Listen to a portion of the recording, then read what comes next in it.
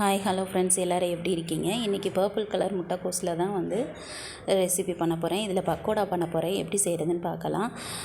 இது உடம்புக்கு ரொம்ப நல்லது. இது விட்டமின் A, B12 இருக்குது.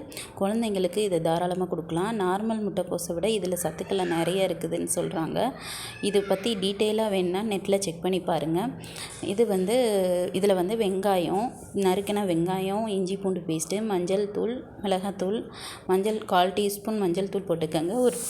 ஒரு டீஸ்பூன் மிளகாய்த்தூள் தேவை காரத்துக்கு ஏற்ற மாதிரி போட்டுட்டு 1.5 டேபிள் ஸ்பூன் கடலை மாவு, 1.5 டேபிள் ஸ்பூன் அரிசி மாவு போட்டுட்டு நல்லா பிசைஞ்சு வச்சுக்கோங்க. தேவையான அளவு உப்பு போட்டுக்கோங்க. இது நான் அவசரத்தில் கவரில் போட்டிருக்கேன், கவரோடு போட்டிருக்கேன். நீங்கள் அளவு பார்த்து எடுத்துக்கோங்க, இல்லைன்னா மாவு அதிகமாக கூட வந்துடும். பெருங்காயத்தூள் வேணும்னா போட்டுக்கோங்க, வேணான்னா தேவையில்லை.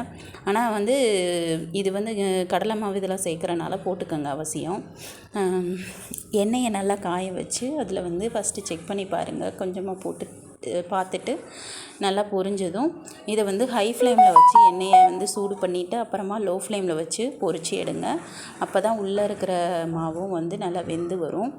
நல்லா வேக வச்சு பொரிச்சு எடுத்திங்கன்னா சுவையான purple colour cabbage pagodas ready. இதை சாப்பிடுங்க, அடிக்கடி குழந்தைங்களுக்கு கொடுங்க. இதை பொரியலாகவும் நான் செஞ்சுருக்கேன். அதோட இன்னொரு வீடியோ நான் போடுறேன். தேங்க்ஸ் ஃபார் வாட்சிங். வீடியோவை மறக்காமல் சப்ஸ்கிரைப்